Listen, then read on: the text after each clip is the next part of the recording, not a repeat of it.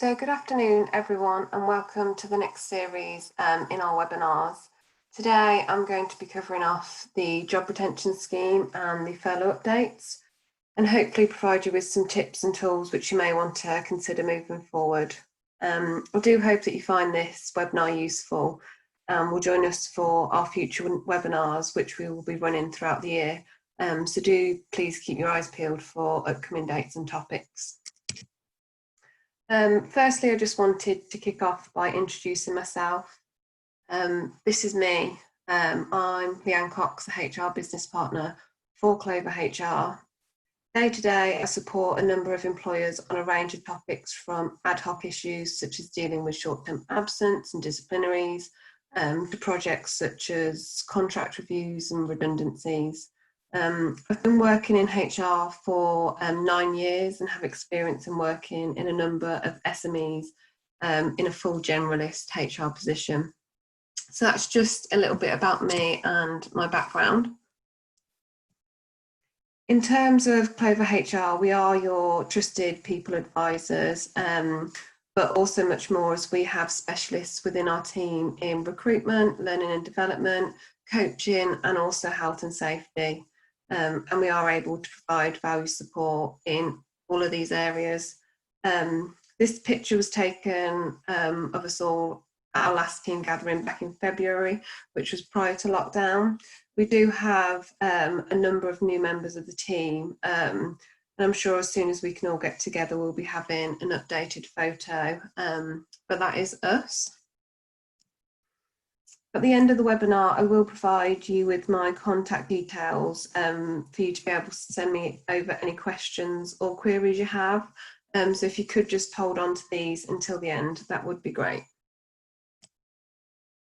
Hopefully I have muted all microphones and ask that you do keep them muted throughout the session, just to help keep the background noise to a minimum for those that are listening. So looking at what we will be covering today, firstly going over the latest furlough statistics, key points for businesses on the furlough update following the government announcement at the end of May and also last week, what next for employers and businesses, and returning to work post lockdown and some of the key challenges employers may face. So firstly, I wanted to share this timeline with you, which gives key milestones to the job retention scheme and some of the lockdown measures. Furlough started, as you can see, at the end of March, and we have seen a lot of changes over recent weeks and months, and I'm sure we will continue to see changes over the coming weeks and months. But I think it's fair to say that the workplace will be a very different landscape prior to COVID-19 and lockdown. We will go through the key dates for businesses moving forward as part of today's session, but I just wanted to share this with you as a bit of a summary. So looking at the current statistics on the furlough scheme, this graph shows the number of jobs furloughed under the job retention scheme in the UK between the 20th of April and the 31st of May. As you can see, there has been a steady increase in the use of the scheme since it was launched. And I've just checked the latest statistics before coming on the call, and it is now up to 9 million. So that works out approximately 30% of the workforce who are currently on taxpayers' money. So it will be interesting to see how this changes over the coming months with the tapering of the flexible furlough scheme and businesses reopening. This is a good summary of the government support over the next 4 months and the tapering off of the flexible furlough scheme. Again, we will go into the detail, but you can see from this summary that employees who remain on furlough will receive 80% of pay up to the end of October, with a mixture of employer and government support over the next 4 months. So now moving on to the furlough scheme itself, it has been confirmed that the furlough scheme will finish at the end of October. The government are slowly withdrawing the support programme, trying to not crash the UK economy. The government are hoping that the withdrawal process will be mirrored by business demand recovering. Under the scheme, it's expected to be costing the taxpayer around 80 billion. And the scheme currently pays 80% of employees' wages up to 2,500 per month, and was originally due to finish at the end of July. I think it's fair to say this has been a major support programme from the government to support businesses during this period. So looking at new starters, there are no new provisions for new starters. This was to reduce fraudulent claims. The job retention scheme included a cut-off date. Employees starting at a company were not eligible. Initially, this was the 28th of February, but was pushed back to the 19th of March in an attempt to make the scheme more inclusive. New Starter Justice, which is a campaign group, estimated that around 2.3 million people had just started or were due to start new jobs when lockdown was introduced. And while employees were allowed to rehire and furlough individuals who had left a new job before the 19th of March, there wasn't an obligation for them to do so. So this is an important one following the recent update at the end of May. Employees need to have been furloughed before the 10th of June, so last Wednesday, in order to be eligible. The flexible furlough scheme will be introduced as a new scheme, with the current scheme coming to a close on the 30th of June. Claims will be restricted to employees already furloughed before this date. This means employees wanting to make use of the new scheme's flexibilities will need to have furloughed these staff by the 10th of June to allow them to complete the minimum consecutive 3 weeks required by the current scheme before it comes to an end. So no new people can now be furloughed. So a summary of the changes which will take effect from July. Employers will be able to return furloughed workers on a part-time or reduced hours basis while still claiming from the job retention scheme for the hours the employee isn't working. So here you could bring back people 1 to 2 days, 2 to 3 days a week, or even reduced hours. This change is effective from the 1st of July rather than from the 1st of August, which had been previously expected. Employers will be required to pay 100% of wages for the time that employees are working. This move is aimed to support people back to work. It will be up to employers to decide what part-time means, allowing them to set hours and shift patterns they return employees to work on. So an example would be if a worker is brought back for 2 days a week, the employer will pay these 2 days in full as usual, whilst continuing to claim the 80% of the employee's wages costs through the furlough scheme for the other 3 days. And here at Clover, we can support businesses with getting employees back into the workplace, whether it's on a full or part-time basis. So a summary of the changes which will be effective from August. So the job retention scheme will continue to operate as it has done since the launch, and for the rest of June and July, with the government paying 80% of wages up to a maximum of 2,500 for furlough staff. But from August, whilst the government still will cover the cost of wages, employers will be asked to pay the employer national insurance and pension contributions. This will equate to about 5% of total employment costs. And the changes to reflect that people will be starting to return to work. So from August, employers will start to take on some costs, and businesses need to be mindful of these and budget to be able to accommodate these in their payroll. So a summary of the changes which will be effective from September. The government will drop its contribution to 70% of wages, so subject to a monthly cap of 2,187.50. and it will reduce in proportion to any part-time hours worked. Employers are expected to contribute the other 10% if you are still paying staff 80% of their wages, but if you're topping this up to 100%, then this will be higher. Contributions will be on top of national insurance and pension contributions, so it works out to about 14% of the average gross cost to employers' employment costs. And then finally, from October, the last month of the scheme, government contributions will drop again to 60%, which will be a cap of 1,875, and again will reduce in proportion to any part-time hours worked. Employers will need to contribute 20% of wages if still paying the 80%, and again this will be higher if employers are topping up to 100%.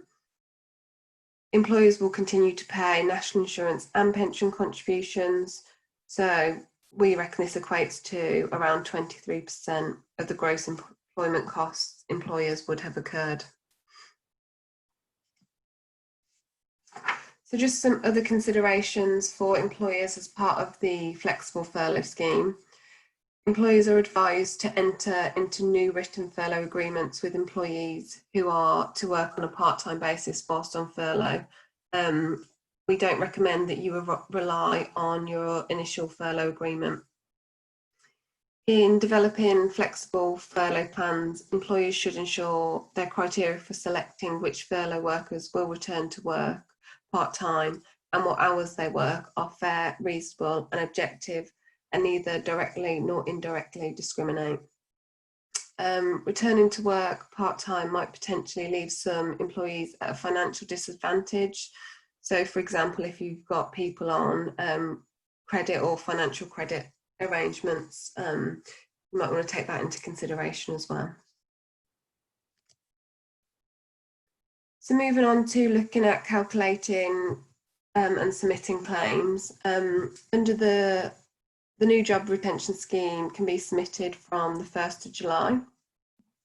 When submitting claims in respect of an employee on flexible furlough, the employer will be required to include information on actual hours worked, as well as the usual hours that the employee would have expected to work under their contract in the relevant claim period.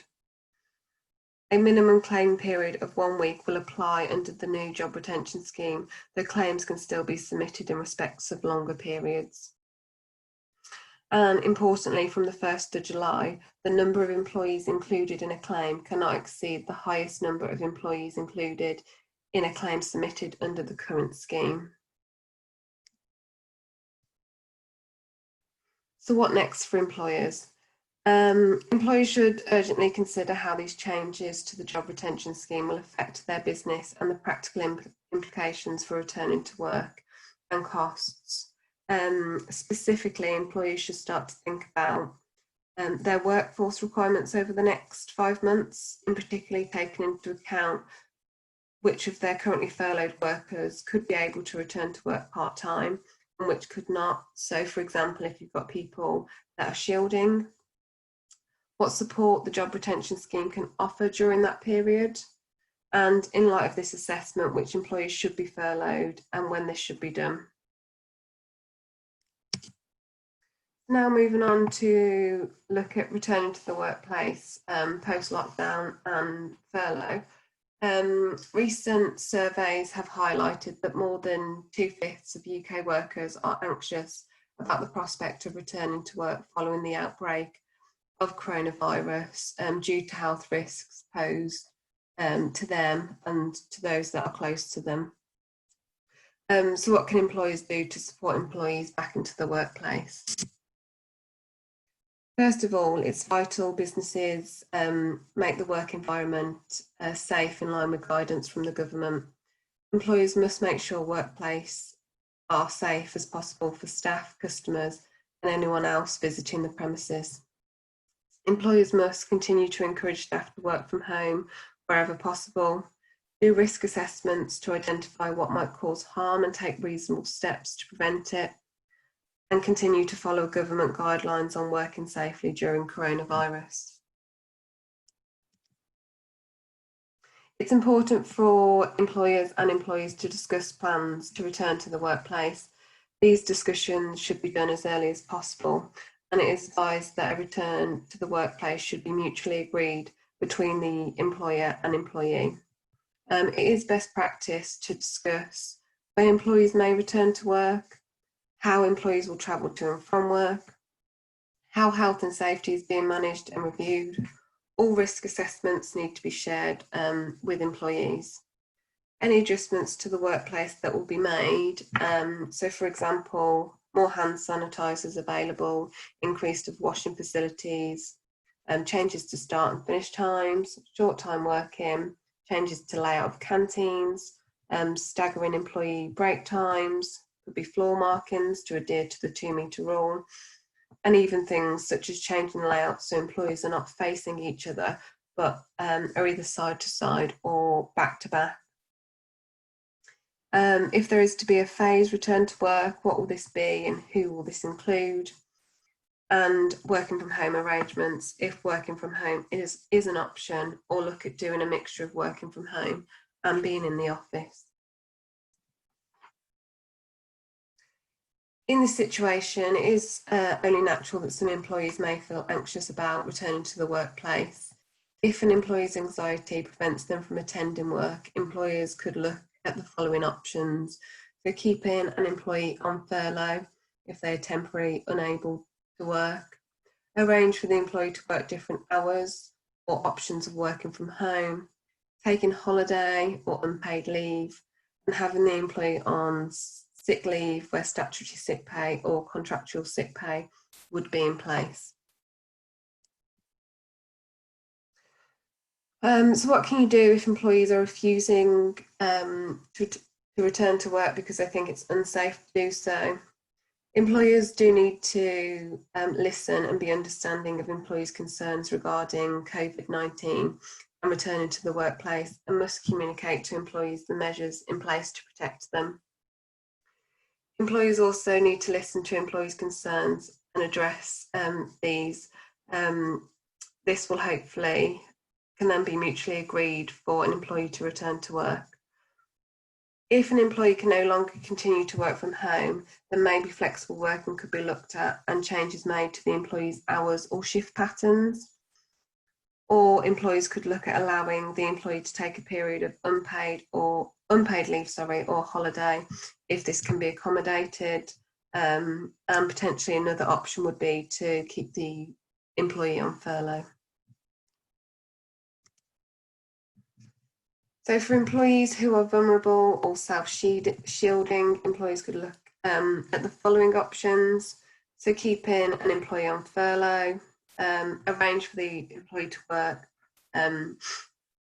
different hours, or the option of remaining working from home, working in different departments or area, or short-time working, taking holiday or unpaid leave, and again having the employee on sick leave where statutory sick pay or contractual sick pay would be in place. So looking at employees living with vulnerable or shielding people, or those that have childcare responsibilities, employers must talk to employees to understand the individual situation and hopefully mutually agree next steps. But these next steps could include the following options. They're similar to ones as before. Keeping the employee on furlough, arrange for an employee to work different hours, or the option of remaining working from home, working in a different department or area, or short time working, and taking holiday or unpaid leave. So now moving on to look at if an employee does not attend work. An employer could notionally seek to dismiss an employee. However, careful consideration needs to be taken in these cases due to the protection under the Employment Rights Act on health and safety, particularly Section 44, which enables employees to challenge the adequacy and suitability of any safety arrangements at work without worry of losing their job. Any dismissal in these cases would almost certainly be classed as unfair.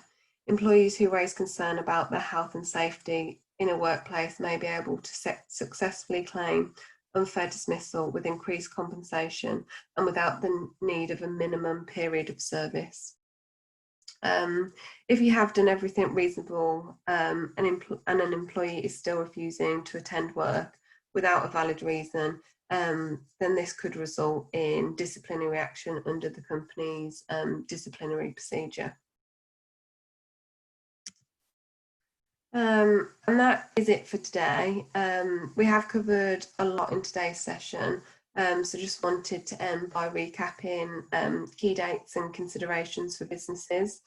So firstly, the 10th of June was the last day for employers to place employees on furlough. From July, the flexible furlough scheme has been introduced, meaning employees will be able to work part-time and be furloughed part-time. From August, employees will have to pay employees national insurance contributions and also pension contributions. Then from September, the government will only reimburse 70% of salary, which is up to a maximum of £2,187.50. And then the employers are required to top that up to the 80% or more, depending on what has been agreed between the employer and the employee. And then from the 1st of October, the government will only reimburse 60% of salary up to a maximum of £1,875. And employers will continue having to top up to 80%, and again more depending on what has been agreed. The furlough scheme is due to close on the 31st of October. When returning to the workplace, employers must make the workplace as safe as possible for staff, customers, and anyone else that is to visit the premises. And it is vital employees discuss plans with employees on their return to the workplace to make sure they feel comfortable and supported. And that is it for today. I would like to thank you for attending today's webinar and your attention. We have covered off a lot of content, but I hope you have found the session useful. Do let me know if you have any feedback or comments, or if there's anything you'd like to see in future webinars. Let me know and we will try to accommodate this where we can. We will be posting this webinar on our website and also our YouTube channel, so feel free to share it with others or watch again. We do also have some further guidance on our website and a dedicated COVID-19 page, which has lots of information on to support businesses. The team have been doing a fantastic job of keeping the information up to date in line with new guidance from the government. So I'll just share with you there my contact details. So if you do have any questions or queries, please do get in touch. The website address is also on there if you want to check out the dedicated page. If you would like a copy of the webinar, just drop me an email. We have recorded today's session, so I can get a copy over to you. But that's it for today. Thank you again for attending. I do hope you found this session useful, and we look forward to seeing you again on future webinars.